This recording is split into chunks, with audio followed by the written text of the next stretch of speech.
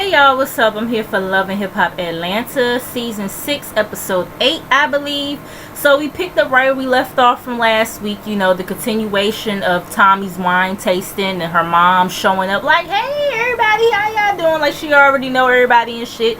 So Tommy, you know, she kind of got this look on her face like, yeah, I know KK is behind, you know, my mom coming here. And KK tells us in the confessional that she did tell her mom to come there because she knows that Tommy, you know, despite the fact that everything they went through, she knows that she really wants her mom there and everything. So Tommy, she's introducing her mom to everybody and everything, and you know, her mom is telling all them that, you know, she moved to Vegas and got her own place out there and just been pretty much doing her, because Atlanta won't really showing her no love and everything. And you know, she's happy to be there for Tommy and she's proud of her. And Tommy, she brings up their last encounter. She's like, look, I know the last encounter we had, you know, it wasn't all that great. And she was, you know, her mom was like, you know, you are a marvelous person, and you know, I'm not mad about what went down. I understand because I know how you are. You know, you're polar, not bipolar, but quad polar and everything. KK is like, yeah girl, we done seen a lot of that tonight and everything. So it was really nice to see her and her mom, you know, just make up like that and everything. And I hope things, you know, continue to progress for them, not just, you know, for TV or whatever. Anyways, I don't really want to talk about this shit with Jocelyn and Stevie, but you know, okay, so pretty much Jocelyn, she's trying to, I guess, set up like, you know, the little crib or whatever for Bonnie Bella. You know, she's calling Stevie a deadbeat and everything. Melissa shows up or whatever, you know, for support, and also Dawn shows up and everything. And you know, Jocelyn tells them that Stevie is the father, and you know, and it's like, I kind of don't want to talk about this because I mean, I done seen in the blogs that, you know, her and Stevie are back together or back messing around, whatever they doing. So it's just like, what's the point of even, you know, I mean, you know what I'm saying? But anyway, so you know, Melissa is not surprised. She's like, we all knew. And you know, and Jocelyn, she's like, and unlike that Molly the maid, Mimi or whatever, I'm gonna put him on child support. Okay. And you know, Jocelyn was like, she should have never told Stevie that he was the daddy. And Melissa's like, I mean, come on, you know, he's gonna want to see his kid and everything. And you know, she's like, you know, and Melissa's also saying in the confessional, like, child, please, Stevie don't want custody for real. He just said that shit to get up under your skin and everything. She's still talking about moving to Miami, whatever. Moving on. We get Scrappy and Rashida. They meet up or whatever. I'm trying to figure out, do I want to invest all of my energy into this damn storyline or not? I think I am for this episode, but I'm not going to do it in this particular scene. I'm going to probably do it later on in the review when we get with Scrappy and Kirk's scene. So anyways, we get Scrappy and Rashida. You know, they meet up in the park or whatever. And you know, Scrappy, he's kind of starting to feel like he's in the middle of Kirk and Rashida's shit now that he keeps on hearing little rumblings or whatever in the streets or whatever. So, you know, Rashida, you know, she's thinking that Scrappy's still getting married. Like, you know, I know planning has got to be exciting and all this other stuff. And, you know, he like, the wedding is canceled. Like, where the fuck you been? And, you know, Rashida, she's like, oh, Lord, Scrappy, what did you do? Like, I know it's you. And he's like, nah, man, it ain't me this time. It's us. He's like, it's us. You know what I'm saying? And, you know, he was like, I know I do shit a lot, but this time it's not just me, it's the both of us and everything. And you know, so he brings up the little poker session that him and all the guys had or whatever, you know, Jasmine and the baby, and how Jock allegedly smashed Jasmine too. And you know, she's asking him, you know, well, what was Kirk saying? And Scrappy is like, I mean, he was just saying they ain't got nothing to do with him or whatever. And you know, Scrappy is asking her, like, do you believe him as far as that not being his baby? And she was like, to be honest with you, I don't know, because you know, he hasn't taken the DNA test, and you know, she's not sure if she's going to go through with the divorce proceedings or not, you know. And you know, she's like, it's crazy because Kirk is trying to push this shit all up on her, like it's her fault why they in this situation or whatever. And you know, Scrappy, he's like, well, what about a DNA test and everything? Have you had this conversation with him about getting a DNA test? And Rashida, she's saying that she's just been so angry with him. If it's not about the kids' business or, something like that, they really ain't talking for real. And, Scrappy is like, look, I'm going to go holler at him and see if I can convince him to take this test. I was like, good luck with that, Scrappy. But anyways, so moving on, we get Carly and Jock's baby mama Cena. I swear Carly would do a scene with anybody just to get some motherfucking camera time. It's crazy. So anyways, they meet up at a bar or whatever. Carly is claiming that, all of a sudden her and Cena are like real friendly now. And she's telling Cena about, when her and Jock met up with Rod and Jasmine for dinner, and how, Cena's name came up or whatever. And Carly was also saying, Jock allegedly slept, Jock slept with Jasmine. And Cena's like, allegedly or whatever. And Carly's like, come on, you know how Jock is or whatever. And, Cena, she's like, I'm not going to lie. I was upset about that when I heard about that or whatever. So I lied about the whole Rod thing or whatever. I was like, whew, good. Because I was kind of side-eyeing you for a minute. Like, I know you ain't about to be girlfriend number 3. So apparently she lied about the whole Rod situation to make Jock jealous or whatever, and it worked because it did seem like Jock got in his feelings a little bit. And Carly is like, ain't that just your baby daddy? I'm like, ain't that just your baby daddy? That's just your baby daddy. Okay, let me stop. So, and I'm like, yeah, like, he don't owe you nothing. Y'all are not together. You know what I'm saying? So why would you be upset? You know what I mean? But anyways, So Cena is like, I also met up with my homegirl Treasure or whatever, and she shadows under Jock or whatever at the radio station, and she was sitting up here saying how Tommy, how I gave her the okay to date Jock or whatever, but I never had that conversation with her. And Carly, she's pissed off or whatever, and she was like, he always says that we are not in a committed relationship or whatever, but I would rather him keep it 100 and everything. And Carly is like, she just doing that to trying to get back at me for scrap, and I can't help that the boy like me and everything. Carly, like I said before, I feel like Tommy shouldn't be doing this shit. I feel like she should take the higher road, especially if she's trying to show people that she changed.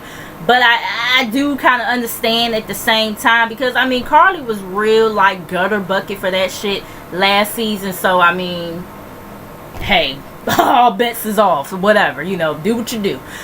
It don't matter to me. This ain't my life, But anyway, so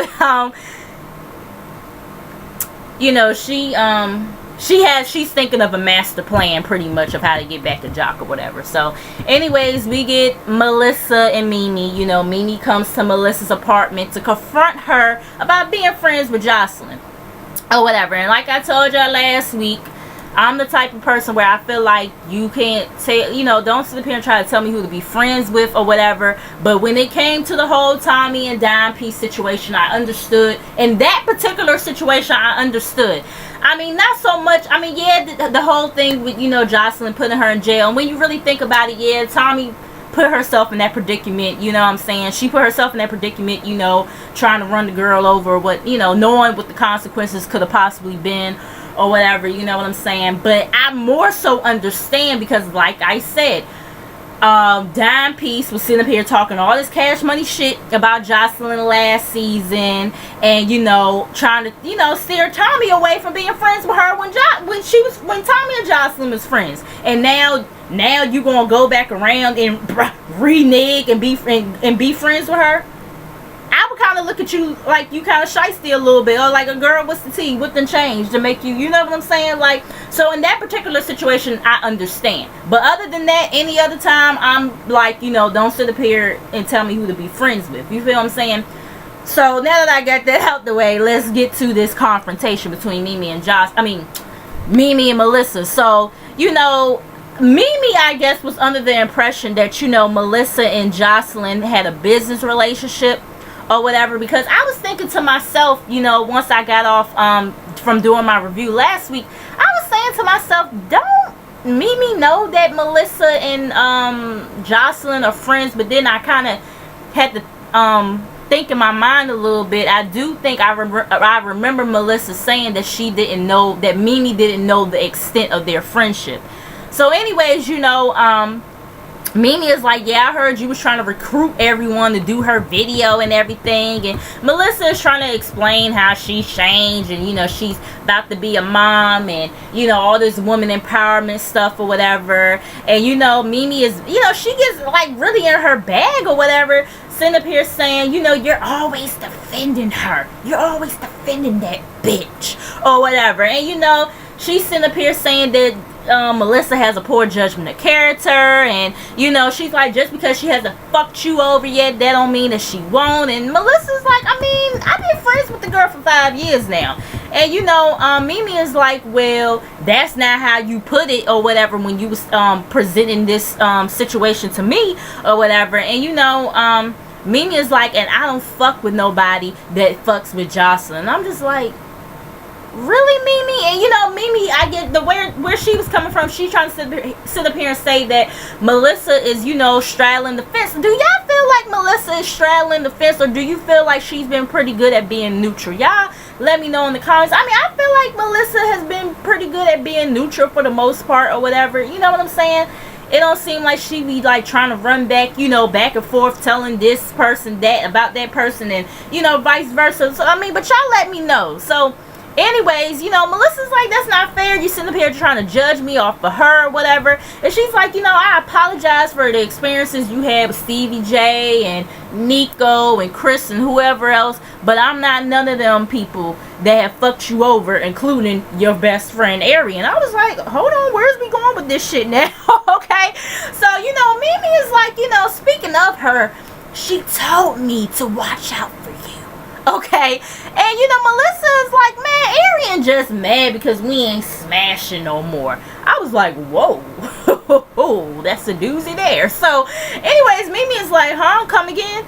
And you know, Melissa is like, I mean, she's jealous. And you know, Mimi is like, you know, she's telling Melissa to put herself in, you know, her shoes and everything. And Melissa is like, now I was with Melissa up until this point, you know. She was like, if I was in your shoes, I would relax and lucked up because of the fact that you met me and everything. I was like, girl, I mean, who is you? Because I mean, we been knowing Mimi. I'm just saying, we've been knowing Mimi these past 6 seasons now. We just found out about you. But anyway, so Mimi is like, well, let me get, you know, my lucky ass about your house then.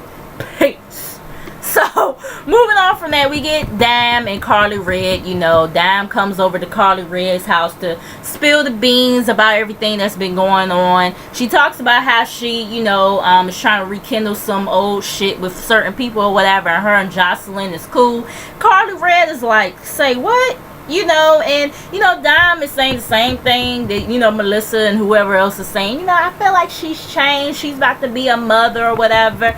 And Carly Red is like, girl, please, like, hell will have to freeze over twice for me to believe that that girl has changed or whatever. And I mean, I kind of feel Carly Red on that, because I'm not too convinced that Jocelyn has, you know what I'm saying, because she's still, like I said before, she still be throwing daggers at the girls or whatever, but she want to do all this woman empowerment stuff. But anyway, so you know, she tells about, you know, the wine tasting with Tommy or whatever, and how that became a disaster, and how her and Tammy got into it as well.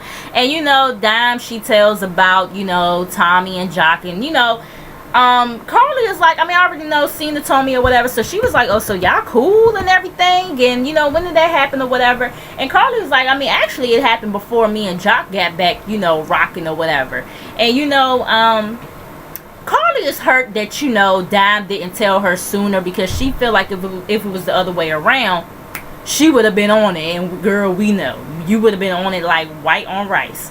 So you know, Dime is like, I mean, I tried to give Jock the opportunity to tell you, and he never told you and everything. So Carly's still on her stay scheming mode or whatever. So moving on, we get Arian and Mimi, you know, excuse me, you know, Mimi comes to Arian's house and everything, and she understands that, you know, friends don't have to tell each other everything, but she don't understand why she didn't tell her about Melissa or whatever. So she's telling Arian about the conversation that she had with Melissa or whatever, and you know, and how Melissa revealed that they smashed and everything. And Arian is like, you know, she's like, girl, why should I have to explain something that happened a long time ago or whatever? You know, I didn't want to complicate what y'all had going, you know, y'all friendship or whatever, this, that, and the third. And Mimi is like, I mean, you sit up here and get mad at me for not telling you stuff, but then you don't tell me stuff or whatever, you know what I'm saying? And you know, Arian is like, well, I mean, it's a little bit different in the lesbian world. And Mimi is like, nah,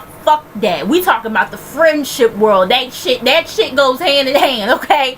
So, you know, Arian is like, I mean, girl, I'm sorry or whatever, you know what I'm saying? I mean, maybe Arian should have mentioned it, but I mean, I don't know. Do y'all feel like it was necessary for Arian to mention the shit? I mean, maybe she could have mentioned it even though it was a long time ago, but I mean, you know, it is what it is. So anyways, you know, Mimi, she's like, if you would have told me, maybe I would have made different decisions in regards to her or whatever. And you know, yeah, that was that, you know what I'm saying? So anyways, we get Kirk and Scrappy. They have a sit down or whatever, and who would ever thought Scrappy would be sitting up here giving Kirk some hardcore advice, okay? So, you know, he's like, you know, I ain't trying to be all up in y'all business and everything, but I just keep on hearing shit, so I feel like I had to come and address you or whatever. And, you know, Scrappy's like, I talked to Rashida and she's hurt. You know what I'm saying? He was like, man, I look up to y'all like y'all Jay-Z and Beyonce. I said, ooh, I don't know about that, but, I mean, okay. You know what I'm saying? But, anyway, so Kirk, he feels like their relationship was over because they wasn't having sex and she was always at work and he turned her to the nanny. Aren't those your fucking kids? Those are your fucking kids. So you're obligated to take care of them, right? Like, what? Like, you're not even making any sense right now. You know what I'm saying? And Scrappy is like, that don't make it right, though, you know? And he's like, you know, Kirk is like, I mean, we've been having problems for a while now, and we ain't get here by myself. I mean, I ain't get here by myself. I mean, no. But you the one who decided to step the fuck out your marriage, though. I know that much, you know what I'm saying? It's like, instead of saying something to Rashida about it or trying to go get counseling for y'all, that's what you do? Or, oh hell, for all of that, you might as well just get a divorce. I mean, really, if it was that deep, you feel what I'm saying? She out there trying to make money for y'all because apparently you ain't doing a motherfucking thing but sitting on your ass. Alright, so like what the fuck, you know what I'm saying? He claims he loves Rashida, but she gotta realize that she got a husband and she don't want her husband to stray away. She gotta do what's right. Oh, so what if she do the same thing? What if she pull a you on you? Would you still be saying that same shit? Like, get the fuck out of here, Kirk, with that dumb ass shit you talking right now. So, you know, Scrappy is like, you know, like, is this your baby or whatever? And you know, no, he's like, what if it is your baby? And Kirk, he like, you know, I know it ain't. If it ain't your baby, why don't you go take the DNA test to prove a point? Like, why don't you go, like, you know, because you know it's a possibility that baby is yours, Kirk. So like, get the fuck out of here. So, you know, Scrappy tells him to do the DNA. If it's not your kid, do the DNA. You know what I'm saying? And Kirk claims he not ready. Then he gonna sit up here and try to, you know, compare himself to Jesus. Like, I mean, you know, everybody makes mistakes or whatever. Like, they crucified Jesus. Don't bring Jesus into your bullshit. And he should have, the good Lord should have struck your ass down the minute that shit came out your mouth. Lord, forgive me, but no, ma'am. Okay, so anyways, I'm gonna get off that shit because no. So anyways, we get Arian and Melissa. They meet up to have a conversation or whatever, and you know, Arian mentions the conversation that she had with Mimi or whatever, and you know, Arian is like, girl, I ain't worried about you, that shit was 20 years ago. And you know, Arian is like, I mean, why bring the shit up and everything? And Melissa is like, I mean, I brought it up because you told her not to trust me or whatever. Arian is like, no, I told her to watch out for you or whatever. You know, I didn't know exactly what y'all situation was. And Melissa is like, I asked you if it was a problem with me and Mimi dating or whatever. Like, I asked you that. And Arian was like, I guess apparently at first she was trying to play like she didn't know about them dating, but then she did know about it. And apparently, I guess Mimi and Mimi and Melissa was messing around sometime after her and Chris had broke up or whatever. And you know, Arian is like, I mean, I was gonna go around kiss and tell like she been doing and blah blah blah whatever. And Arian is like, you know, Mimi and Jocelyn been having problems, so why are you straddling the fence or whatever? And Melissa's like, I'm not straddling the fence. And she's like, look, how are we gonna be when we see each other? Are we cool or are we not? Arian's saying some shit, and you know, Melissa is like, alright, well, I don't fuck with you then, you know what I'm saying? And Arian leaves, whatever, I don't care. So Mimi and Stevie J, this is when Mimi tries to get on her Oscar winning role or whatever in this particular scene, because I felt like I understood where she was coming from, but I felt like she was doing too much. So Stevie J pretty much comes over there to reveal that he is the pappy. And Mimi, she's like, so after all that, you're the father? And you know, Mimi is like, you know, I don't rock with this bitch, and I don't want her around either.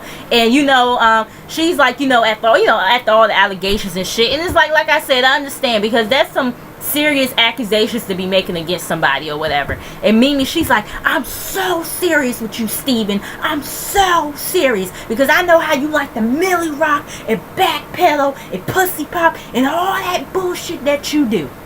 And you know, she's sitting up here saying, you gonna be right back playing house with this bitch, and I don't want that bitch around my daughter. I was like, maybe, girl, calm the fuck down. Like, I understand, but that you were just doing too much. You know what I'm saying? Stevie, he like, I got it. You know, being kind of passive with her. He like, I got it, ma, I got it. You know. So, anyways, the last scene is Jock, Tommy, Scrappy, Cena, Melissa, and Lovely Mimi. So Jock, he's doing stand up at a club or whatever, and you know, like I said, Tommy and Scrappy and Lovely Mimi were in a VIP section or whatever. Next thing you know, Cena and Carly, they show up, you know, along with Melissa. Jock, he looking all nervous and shit or whatever, and Carly is like, oh, you're here with Tommy the scammer and everything. And Tommy like, the what or whatever. And Tommy is like, bitch, you see, you know, because she's asking Jock what's up, and you know, Tommy is like, you see what's up, you know, you the thought that you always was, and you have no pull. And you know, Carly is like, please. And Mimi, Lovely Mimi, she's popping off because she ain't rocking with Carly, because she heard about, because Tommy done told her about the shit that happened between Carly and Scrap last season or whatever. So she ain't with the shit or whatever, this, that, and the third. You know, Tommy, she tells Cena to come over because they have a good rapport and everything. Carly decides to throw money on Tommy or whatever. And Tommy is like, I mean, that bitch only throwing ones and da-da-da and everything. And, you know, they just going back and forth or whatever. Carly trying to get all buck up in her chest because security holding her back. I'm like, girl, please stop. Okay? You know, and like I said, Lovely Mimi, she popping off too, trying to get the Carly or whatever. And, you know, Carly's still talking shit. And she was like, you can't touch me, bitch, or whatever, and calls her, she called Tommy the queen of hoes or the hoes of hoes or something like that. I said, Carly, you really can't be talking, girl, because every time we turn around, you messing with somebody. I'm just saying, hey, you fucking around with somebody. And then just like how you and Jock ain't fucking around no more, now you're fucking around with C's from Black Ink. So yeah, make sure you guys, that was the end of the episode. Y'all tell me your thoughts. Make sure you like, comment, and subscribe. Make sure you come back, share this video, follow me on social media, and I will see you guys in the next video. Peace.